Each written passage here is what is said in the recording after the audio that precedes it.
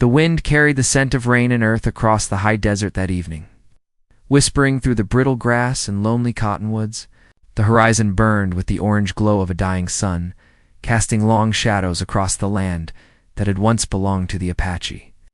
It was a quiet place now, a land that seemed to hold its breath, waiting for something buried deep beneath it to stir again.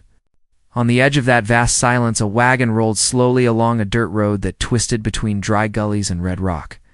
The woman holding the reins looked weary, her back aching beneath the weight of her pregnancy. Her hair was tangled with dust, and her dress, once white, had turned the color of the land itself. She had come farther than she ever thought possible, following the faint hope of a new beginning after her husband's death.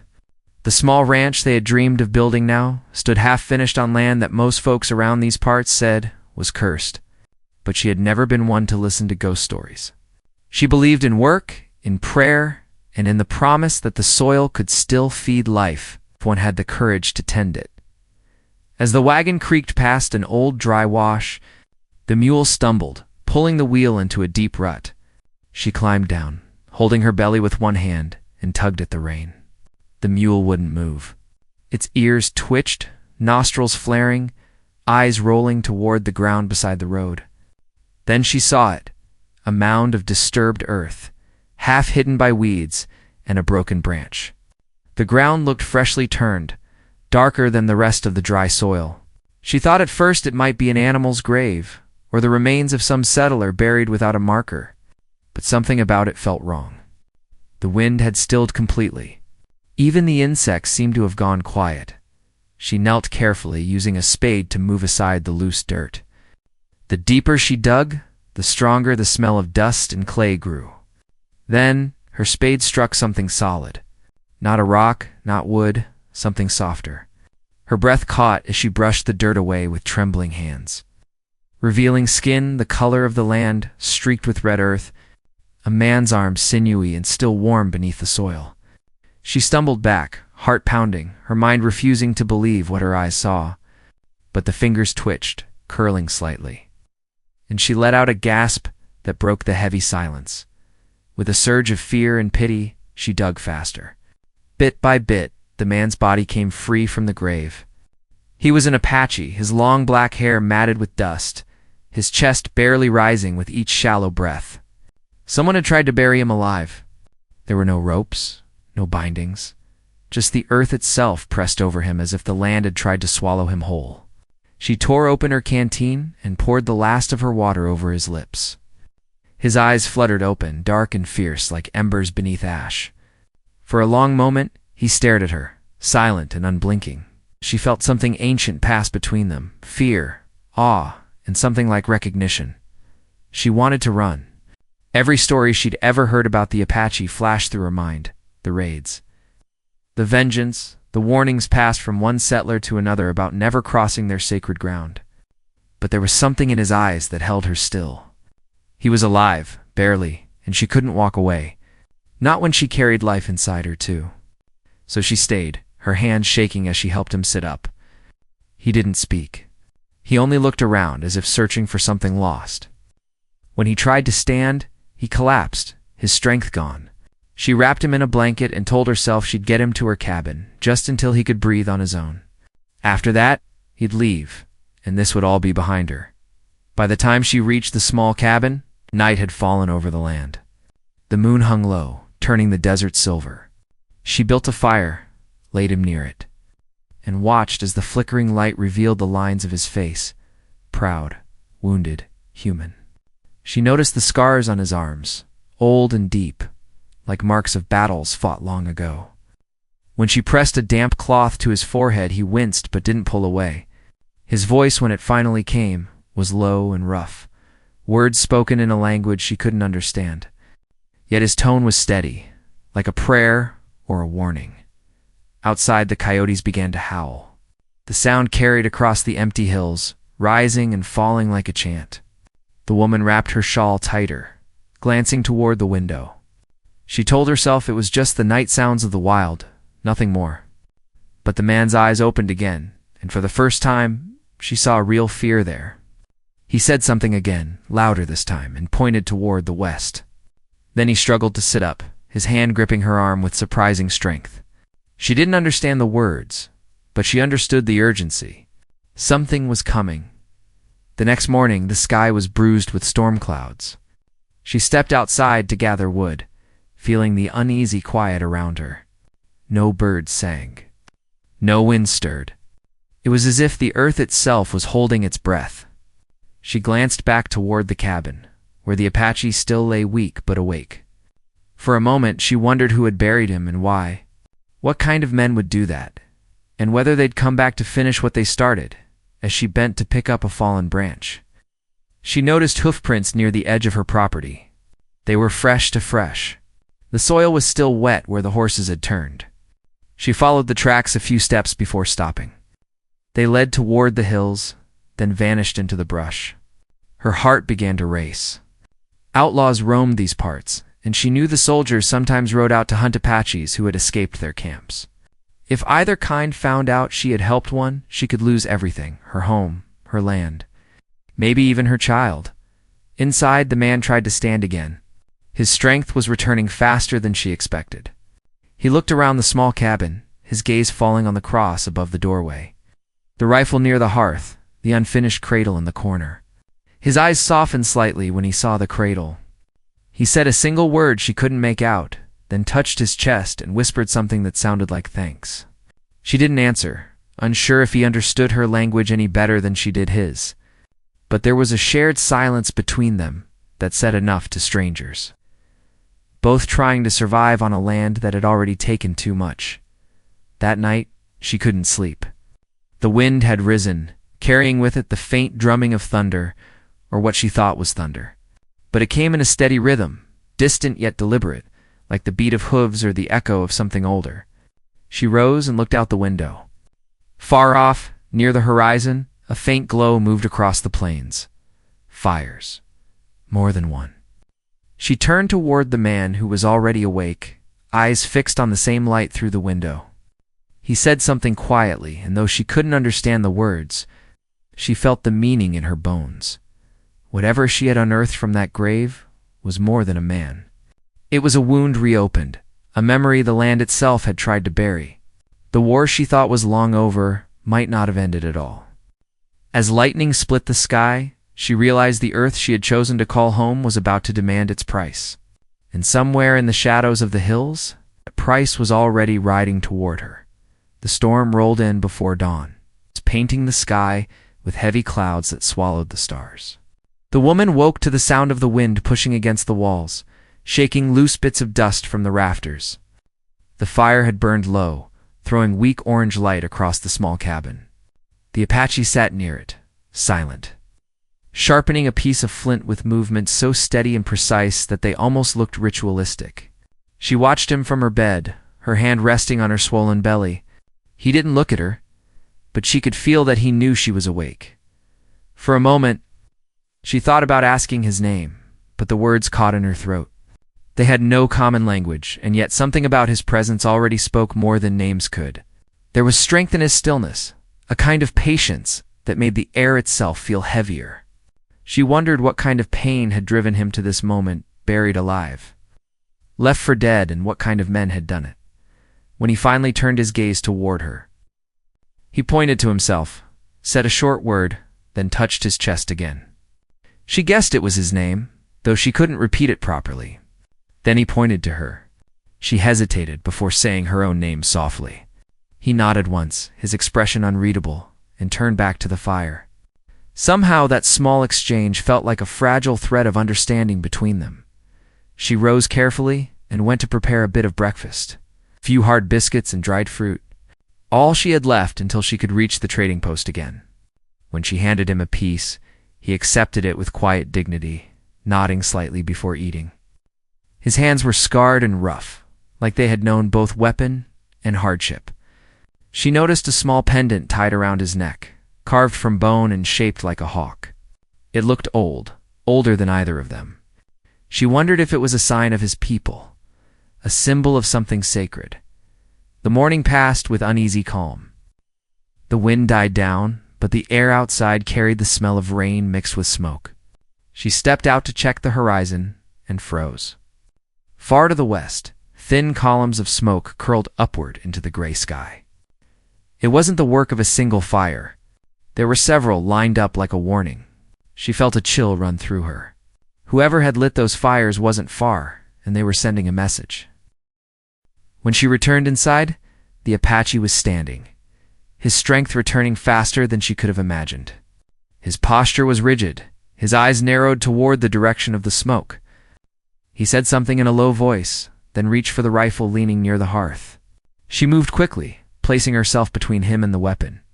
"No," she said firmly, shaking her head. "That's not for you." He stared at her for a long moment before stepping back. He didn't try to argue, though his eyes carried something like disappointment or warning. He lifted his hand toward the window again, gesturing at the smoke, and spoke in a tone that made her uneasy. She couldn't understand the words, but she caught one sound that seemed to repeat, a word that might have meant war. She didn't want to believe it. The wars between settlers and the Apache had ended years ago, or so the army said. But she'd heard the stories whispered in the nearby town about Apache spirits haunting the plains, about curses laid upon the land when sacred ground was taken. The old ranchers said the hills still belonged to the dead, that anyone who dug too deep would wake something best left sleeping. She used to laugh at those stories. Now, standing across from the man she had dug from the earth, she wasn't so sure anymore. By midday, the storm broke. The sky opened, pouring rain that hammered the roof and turned the dirt outside into thick mud. She used the time to mend a tear in her blanket, trying to ignore the tension that filled the room. The Apache sat near the window, his sharp eyes watching the ridgeline. He didn't speak, but every now and then he would mutter something under his breath, as though speaking to the spirits or to the land itself. As the day stretched on, the woman's mind wandered back to her husband. He had died the previous winter, when the fever swept through their camp. She had buried him on the hill overlooking the plains, promising she'd finish what they started, the ranch, the crops, the dream of a quiet life. Now she wondered if she had misunderstood the land all along. Maybe it didn't want to be tamed. Maybe it was never meant to belong to anyone. She looked again at the Apache, wondering what he saw when he looked out across those same plains. To her, it was a promise. To him, it might be something sacred, something stolen. Maybe that was what the fires meant. Maybe his people were coming back and she was living on the wrong side of a line she didn't know existed. As night began to fall, the wind shifted again, carrying faint sounds from the west. She went to the window and listened. At first, it was just the hum of the storm's tail. But then she heard it clearly, the distant rhythm of hooves, slow and deliberate. Her heart pounded. She looked to the Apache. He had already heard it too. His hand went instinctively to his side, reaching for a weapon that wasn't there. She hurried to the door, latching it tight. "If it's soldiers, they'll leave," she whispered, more to herself than to him. But even as she said it, she didn't believe it. Soldiers didn't ride this far out unless they were hunting someone or something. She thought about the grave she had dug up, about the men who might have buried him there. Maybe they had done it in secret. Maybe they didn't want anyone to know. If they found him alive, there would be no mercy. He moved closer to the firelight. And for the first time, she noticed the faint tattoo on his upper arm, a pattern of lines and symbols, faded but still sharp. It looked like a mark of his tribe, maybe even of a warrior. There was pain behind it, but pride too. Whatever he had done, he had not deserved to be buried alive. The night deepened. The sound of the hooves drew closer, then stopped altogether. The silence that followed was worse than the noise. She could feel her pulse in her ears. The Apache stood perfectly still, eyes fixed on the door. Then came a faint knock, soft, deliberate. Once, twice. She didn't move. Neither did he. Another knock followed, louder this time. Her hand went to the rifle. The Apache shook his head slowly, warning her. He mouthed a single word, one she didn't understand but could feel in her bones. Danger. She hesitated, torn between fear and the instinct to protect what little she had left. Outside, a voice called out, muffled by the rain. "Ma'am," it said, deep and steady. "We're looking for someone. Might have passed through here." She froze. It was the voice of a soldier. She had heard that tone before, polite on the surface, but sharp underneath. She glanced toward the Apache, who had stepped back into the shadows, his expression hard as stone. He knew that voice too. The soldier called again. "We don't mean trouble. Just need to ask a few questions." She didn't answer. Her breath came shallow and fast. The Apache raised a finger to his lips, motioning for silence. The rain beat down harder, masking every sound except the pounding of her heart. Minutes passed like hours before the voice finally faded. The sound of hooves returning to the distance. When it was over, she sank to the floor, trembling with relief and fear all at once. The Apache stayed silent, but the look in his eyes said it wasn't over. Whoever those men were, they would be back. Later that night, as the fire burned low, he spoke softly, pointing toward the west again.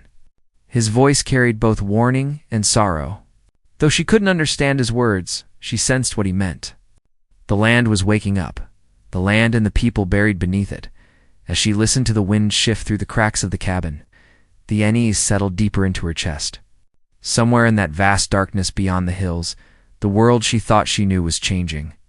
And the child she carried, the land she fought for, and the man she had saved, they were all tangled in something far older and far more dangerous than she could ever imagine. The morning after the soldiers came brought an uneasy stillness. The rain had passed, leaving behind a gray haze that clung to the valley. The woman stepped outside to gather water, her boots sinking into the wet earth. The smell of smoke still lingered faintly in the air, as if the storm had failed to wash the land clean. Somewhere far off, a crow cried, sharp and lonely. She looked toward the western ridge, half expecting to see riders there, but the hills were empty again. The silence felt like a trick, a breath held too long before something broke. Inside the cabin, the Apache was awake, pacing with a restlessness that filled the small space. His strength had returned, but the calmness she had first seen in him was gone. He looked like a man trapped between the past and the present, torn between vengeance and survival. She could sense the weight in his movements, the urgency in his eyes. When she entered, he turned toward her and pointed to the hills again, saying a few words she couldn't fully understand. She caught only one soldier's. She shook her head, trying to make sense of it all. "They're gone," she said softly. "You're safe here." But even as she spoke, the words felt thin, like a lie she needed to believe herself. He shook his head, tapping his chest, then pointing toward the window. He made the motion of men on horseback, then drew a line across his throat. She understood enough. Whoever had buried him alive wasn't done yet. As the day went on, the woman couldn't stop thinking about what he might have done to deserve such a fate. The army had taken Apache prisoners before, but burying a man alive, that was something else entirely. It wasn't justice. It was hate. Maybe he had escaped from them. Maybe he had been part of something they couldn't forgive. But as she watched him move, cautious, deliberate, and with the quiet dignity of someone who had seen too much, she couldn't see a murderer. What she saw was a man haunted by the same land that haunted her. When she went to the small barn behind the cabin to feed the mule, she noticed fresh tracks in the mud. Not animal tracks, boots, 2, maybe 3 sets. Her breath caught in her throat. Someone had been here during the night. She followed the prints a few steps until they disappeared into the tall grass near the creek. A chill ran through her as she looked back at the cabin. She hadn't heard a thing. Whoever they were, they had come quietly watching. That night, she told the Apache about the tracks as best she could, using gestures and broken words. His jaw tightened. He went outside without a word and crouched low, scanning the ground. Then he looked toward the hills, his eyes narrowing. When he came back inside, he moved the table against the door and began to gather what few things she had, blankets. A knife, a canteen. It didn't take her long to understand what he meant. They had to leave. She wanted to protest. This was her land, her home, the only thing she had left of her husband. She had worked for every inch of it with her own hands. "I can't leave," she said, shaking her head, her voice trembling. "Not after everything." Pause, studying her face. There was no anger in his eyes, only quiet understanding. He pointed toward her stomach, then to the window where the horizon bled into darkness. He was telling her the truth she didn't want to hear, The land wasn't safe anymore. Not for her, not for the child she carried. For the rest of the night she couldn't sleep. The wind rose again, carrying the smell of the desert and something sharper, like smoke and iron. She thought about the soldiers' voices outside her door, about the buried man she had pulled from the earth, and about the fires she had seen on the ridge. Every sign pointed to the same thing. War was stirring again, not the kind fought on open fields, but the kind that burned quietly through hearts and land. The next morning, as the light broke through the thinning clouds, they prepared to leave. She packed what little she could into a bundle, a few clothes, a Bible, the last of her food, and her husband's knife. The Apache led the way, walking ahead with the quiet grace of someone who knew how to move through land that could kill a careless soul. She followed close behind, her breath short, her steps heavy. Every sound, every rustle of grass or cry of a hawk made her flinch. They traveled for hours until the sun stood high. The land changed as they went, the hills giving way to a narrow canyon cut deep into the red rock. It was quiet there, sheltered from the wind, but it felt like a place that remembered old pain. The Apache stopped and knelt, pressing his hand to the ground. He said something low, like a prayer. She stood a few feet away, unsure whether to speak. He looked up after a moment and met her eyes. "Sacred," he said slowly, touching his chest. She understood enough. This was his people's ground as they rested in the canyon's shade. She began to notice things she hadn't before, carvings on the stone walls, faint but still visible, images of animals, circles, and handprints. The marks told stories of the people who had once lived here, long before any cabin or fence or soldier. She traced one of the carvings with her fingers and felt a strange sense of peace mixed with sorrow. This land had belonged to them, and maybe in a way it still did. But the peace didn't last long. In the distance, the faint sound of horses carried through the canyon. The Apache froze, his hand instantly going to the knife at his side. She held her breath.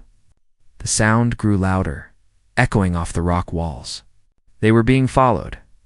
He motioned for her to move deeper into the canyon, toward a narrow opening hidden by brush.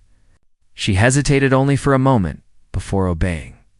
The space beyond was small and dark, but it was shelter. From there she could see slivers of light and shadows moving outside, riders passing slowly, scanning the ground. She could hear the creak of leather, the jingle of metal. Soldier's daughter heart pounded so loud she was sure they'd hear it.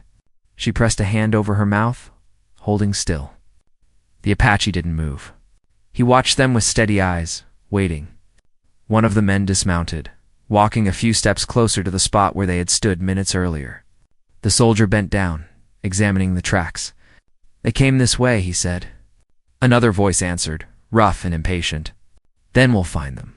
He doesn't get to crawl out of the grave and walk free." She felt her stomach tighten with fear. Whoever those men were, they wanted the Apache dead, and if they found her with him, they'd kill her too. She looked at him then, the man she'd saved without knowing what it would cost and for. The first time she wondered if she'd unleashed something that couldn't be. Stopped when the soldiers finally rode off. The Apache exhaled quietly and motioned for her to follow him. They climbed higher along a narrow path until they reached a ridge overlooking the plains. From there she could see everything, the stretch of her land far below, the smoke from her cabin rising faintly into the distance, and the long line of riders moving south. Her heart sank. They had burned her home. She stood frozen, tears filling her eyes. The Apache said nothing. He only placed his hand gently on her shoulder. For the first time, she didn't pull away. The silence between them said everything words could not. Her world had been taken. His had already been destroyed long before. Now both were tied to the same fire as night came. They camped on the ridge. The stars broke through the clouds again, bright and cold. She lay awake, staring at them, wondering if her husband would have understood why she had done what she did. Somewhere below, the sound of drums began to echo faintly across the land, low, rhythmic, ancient. The Apache sat beside the fire, eyes closed, listening. When she asked what it was, he opened his eyes slowly and said, calling, "For what?" She whispered. He looked into the dark and answered quietly, "For the dead." For the land. The drums kept beating, and in that sound, she felt the weight of everything she had awakened, the old blood, the buried pain, and the promise that this land would never forget its wars. The night stretched long and heavy, and as the fire burned low, she knew there was no turning back. The war she had stumbled into was not just about land anymore. It was about belonging, about what could never be buried, and about how much she was willing to lose to protect her child from the ghosts that walked beneath. The same soil she had once called home. The following days blurred together in a haze of dust, hunger, and dread. The woman and the Apache moved farther into the high country, following narrow trails through canyons and along ridges where the wind sang like an old ghost. Each step took them deeper into land that felt untouched by time, where every stone and shadow seemed to hold a memory. The world behind them, the cabin, the fields, the small life she had tried to build was gone. Only the smoke from the ashes still clung to her mind. The Apache walked ahead most of the time, silent and alert, reading the land as if it spoke to him. He could tell when a storm was coming by the way the wind turned, or when men had passed through by the shape of a broken branch. She followed close behind, her strength tested by the rough ground and the weight of her pregnancy. Sometimes, when she stumbled, he would turn back and offer his hand. It was a small thing, but in that touch, she felt both protection and warning. At night, when the fires were small and the stars burned cold, she would lie awake and listen to him speak quietly in his own tongue. His words were steady and low, like prayers spoken to the land. Once, she asked him who the soldiers were, the ones hunting him. He didn't answer at first, only stared into the flames, his face unreadable. Then he said a single word: betrayal. She didn't press him. She could feel that whatever story lay behind that word was carved deep in pain. But the more time they spent together, the more she began to understand small pieces. He wasn't just a fugitive. He was a leader, maybe a warrior of his people, one who had refused to surrender when others did. The army had captured him and made an example of him, burying him alive so the others would lose heart. But he had survived, and now his survival was the spark that threatened to set everything burning. Again, the woman thought of her unborn child as she listened to his quiet words and wondered what kind of world she was bringing that child into.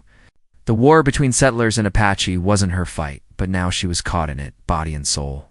She had saved one life, but in doing so, she might have doomed her own. One evening, as they camped near a riverbank lined with cottonwoods, they heard distant gunfire. The Apache froze, tilting his head toward the sound. It came in short bursts, echoing off the hills. Then came the faint cry of horses. He turned to her, his eyes sharp. "They are close," he said. His English was broken, but the meaning was clear. She felt her heart pound in her chest. "What do we do?" He motioned for silence and led her away from the river, into a thicket of sagebrush where the scent was sharp and the ground soft. They moved quickly, barely breathing, until they reached a rocky rise that overlooked the valley below. From there, she saw it, a column of riders moving through the trees. Soldiers. There were at least 10 of them, their uniforms dark and glinting in the dying light. They rode with purpose, scanning the land like hounds on a trail. At the front was a man wearing a long coat and a wide-brimmed hat, his face hidden by the shadow of it. The Apache stiffened when he saw him. "Captain," he muttered under his breath, word heavy with hate. The woman looked at him, seeing for the first time the full weight of the anger he carried. "That's the one who he nodded once." His jaw tightened. The riders stopped near the river, their leader dismounting to inspect the ground. He crouched, running a gloved hand through the dirt, then stood and barked an order. The men spread out, searching the area. She could see one of them pick up something, a broken piece of cloth. Her blanket. She hadn't realized she'd dropped it. The Apache turned to her, his expression hard. "We must go." They moved fast, climbing higher into the rocks. Her breath came short, her legs shaking. Every sound, the crunch of gravel, the snap of a twig, felt too loud. Behind them, the soldiers' voices grew louder. One of them shouted, and then a gunshot cracked through the air, whistling past the rock where they had just been. She ducked instinctively, clutching her stomach. The Apache grabbed her arm, pulling her forward. "Move," he said sharply. They climbed until they reached a narrow ledge that opened onto a steep drop. Below lay the valley, dark and wide. There was no clear path, just cliffs and thorny brush. She looked down, terrified. "We can't," she whispered. "I'll fall." He met her eyes, his voice calm but urgent. "Trust." She didn't have a choice. He went first, guiding her down carefully, step by step, his hands steady on her arm. The rocks cut at her skin, and the strain in her back made her want to cry out, but she bit her lip and kept moving. Above them, shouts echoed closer. A bullet struck the stone near her shoulder, sending chips flying. She gasped but didn't stop. When they finally reached the bottom, the Apache pulled her behind a fallen tree, both of them panting. The soldiers' voices were fainter now, but they could still hear them searching. The woman pressed her hand over her mouth, trying to silence her ragged breathing. The Apache knelt beside her, his hand resting lightly on the earth, feeling its tremor. After a long while, the noise faded. The riders had gone farther up the ridge, their torches flickering like dying stars. The woman leaned against the tree, shaking. "They won't stop," she whispered. "No," he said quietly. "They will not stop until blood is paid." She wanted to believe there was another way, that mercy still existed somewhere out there, but in that moment, she could see it in his face. Mercy was a language the desert no longer spoke. As the night deepened, they followed the river north, moving through the shadow of the mountains. The moon rose over the canyon, silvering the water. For a moment, everything was still again. She could hear the low hum of insects, the whisper of wind through grass. It might have been beautiful if not for the fear pressing down on her when they stopped to rest. The Apache built a small fire, careful to hide its light. He reached into his pouch and pulled out a small bundle wrapped in hide. From it he took a feather, a stone, and a handful of red earth. He placed them before the flames and began to chant in a soft, rhythmic tone. She watched quietly, unsure if it was prayer or warning. When he finished, he looked at her and spoke in slow English. "The land remembers. You saved me. Now it protects you." She wanted to believe him, but when she closed her eyes, she saw her burning cabin again, the smoke curling into the sky, the voices of soldiers carrying through the night. The land might remember, but so did men. The next morning, the Apache woke her before sunrise. His eyes were fixed on the horizon. "They come," he said. She followed his gaze and saw dust rising in the distance. More riders. Not soldiers this time. These men rode lighter, faster, their silhouettes sharp against the dawn. "Who are they?" she asked. He hesitated before answering. "My people." Her heart skipped. "They're coming for you?" He nodded, but his face was grave. "Not all will understand. Many think I am dead. They think war should stay buried. Now it rises again." Before she could respond, the riders drew closer, their cries echoing across the valley, wild and haunting, like the call of hawks. There were more than a dozen of them, their faces painted with ash and earth. They rode in a circle, surrounding her and the Apache. The woman felt the weight of their eyes on her, suspicion, anger, curiosity. One of the riders dismounted and stepped forward, older than the rest, his hair streaked with gray. He spoke quickly to the Apache in their tongue. The words were sharp, urgent. The Apache replied in kind, his voice firm but respectful. The exchange grew heated. She couldn't understand what they were saying, but she could feel the tension like heat between them. Finally, the older man turned his gaze toward her. His eyes were dark, questioning. He said something, and the Apache translated quietly.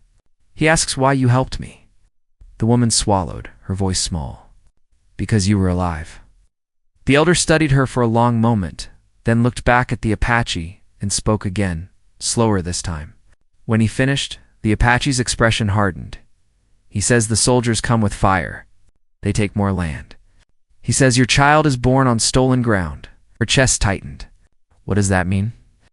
The Apache didn't answer. He looked toward the horizon again, where dust rose thicker now, the soldiers closing in. The elder mounted his horse, shouting something to the others. The air filled with movement and noise, the clash of two worlds ready to meet again. The Apache turned to her, its eyes filled with both warning and sorrow. "The land chooses today," he said quietly. "For life or for blood." As the drums began again in the distance, echoing through the hills, she felt the ground tremble beneath her feet. The war that had been buried was rising, and there was no place left to hide.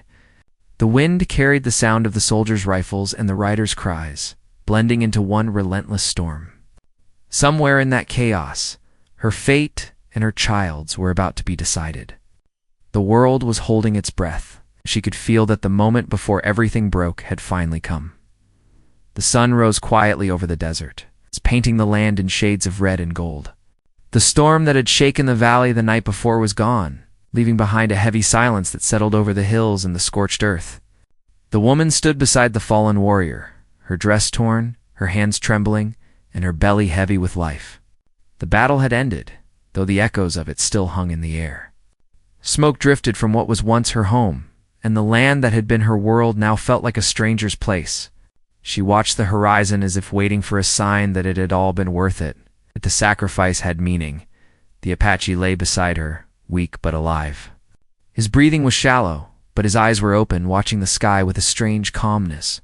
He had fought for her land, not because he owed her anything, but because something in him refused to let it be taken again. The earth had been his once, before men came with guns and greed. And now it seemed the land itself had chosen him to protect it once more. She could still hear his words from the night before, quiet and certain, spoken in a language she barely understood, but somehow felt in her heart. He had told her that every piece of land carries memory, that every tree and stone remembers who walks upon it. He said the land had called to her because she carried new life, and new life meant new promise. At first, she had thought him delirious, speaking out of pain and exhaustion. But when the storm broke and the thunder roared, when the ground shook beneath their feet, she knew there was truth in his words. The men who had come for her land were gone now. Some had fled into the desert. Others lay where they had fallen. She had not meant for any of it to happen this way. All she had wanted was to keep her home, to keep her child safe. But the world had shifted, and she could not undo what had been done. The Apache had warned her that war never ends cleanly. It leaves marks, not just on the ground, but on the soul. And now she understood. She walked to the stream that ran behind the ridge, her steps slow but steady. The water was clear again, no longer clouded with the dirt and ash from the fight. She knelt, washed her hands, and looked at her reflection. Her face was pale, her eyes sunken, but there was strength there too, a strength she had not known she possessed. Behind her, the Apache stirred, trying to rise, but his body was too weak. She hurried back to him and knelt beside him. "You have to rest," she said softly. He looked at her with eyes that seemed older than the mountains. "The land rests now," he whispered, "but you must leave." She frowned, shaking her head. "This is my home. I can't leave it." He closed his eyes for a moment, as if gathering the last of his strength. "They will come again. The men in the town, the ones who sent them. They will not stop because of what happened here. They will come with papers, not rifles. They will call it law." His words struck her harder than the wind. She knew he was right. She had seen how the world worked for women like her alone, without a husband's name to protect them. The law had never been made for her kind. "What am I supposed to do?" she asked, her voice trembling. He looked toward the horizon where the desert stretched endless and unforgiving. "You go north," he said. "There is a place where the old spirits still walk. You will be safe there. Your son will be safe." Her hand went to her belly. "How do you know it's a son?" He gave a faint smile. "The land told me." Tears welled in her eyes, though she did not know why. Maybe it was because part of her wanted to believe that the land still spoke, that the world still held some mystery and kindness in it. Or maybe it was because she knew she would never see him again. The next morning, she buried the dead and packed what little she could carry. She wrapped food, a few clothes, and the Apache's knife in a blanket. He had given it to her before she left, pressing it into her palm with a nod. "For when you need to remember," he said. She didn't ask what he meant, but she understood. When she looked back one last time, he was standing near the ridge, leaning on a staff. He looked smaller now, framed against the vast desert. She waved, and though he did not wave back, she knew he saw her. Then she turned and walked away. The journey north was long and harsh. The days were hot, and the nights were cold enough to make her shiver even beneath her blanket. Sometimes she thought she heard whispers in the wind, voices that seemed to call her name. Other times she saw figures in the distance, shadows that vanished when she blinked. She was afraid, but something deep within her kept her moving. Days turned into weeks. Her belly grew heavier, and her strength began to fade. One evening, as she rested beneath an old oak, she felt the first pangs of labor. The pain came in waves, fierce and unrelenting, but she bit down on her fear and did what she had to do. By dawn, her son was born. She held him close, wrapped in the same blanket that had carried her few belongings, and whispered a prayer into the morning air. The wind answered softly, stirring the leaves around her. And in that moment, she felt she was not alone. She looked up at the rising sun and saw a hawk circling high above, its wings glinting in the light. She smiled faintly, thinking of the Apache and his words. The land remembers. Years passed, and the boy grew strong. They built a small cabin near a river, surrounded by tall pines. Life was not easy, but it was honest. Sometimes travelers would come through, talking of towns and wars and gold, but she stayed away from such things. The world beyond had already taken too much. Still, every now and then, she felt the old fear rise again. Men came once, claiming to have deeds and ownership over her land, but when they stepped near the edge of the property, the wind rose suddenly, howling through the trees, until they turned back. The boy, now old enough to notice, asked her what it meant. She only said the land was watching, protecting them as it always had. When her son was older, she told him the story of the man she had found buried in the desert. She told it not as a tale of ghosts or war, but as one of courage and duty. She told him that kindness can awaken things that have long slept, that sometimes fate chooses unlikely hands to set things right. The boy listened, his eyes wide, and asked if the Apache was still out there somewhere. She looked toward the sunset, where the light touched the hills in gold, and said, "Maybe, or maybe he became part of the land again." That night, when the wind moved through the trees, it sounded almost like a voice, low and distant, carried across time and memory. She smiled as she sat by the fire, her son asleep beside her, knowing that though war had once raged for this land, peace now lived in its place. And somewhere beyond the hills, beneath the vast American sky, the land continued to remember the woman who had unearthed its buried guardian, and the child who carried his spirit forward into a world still learning what it meant to belong.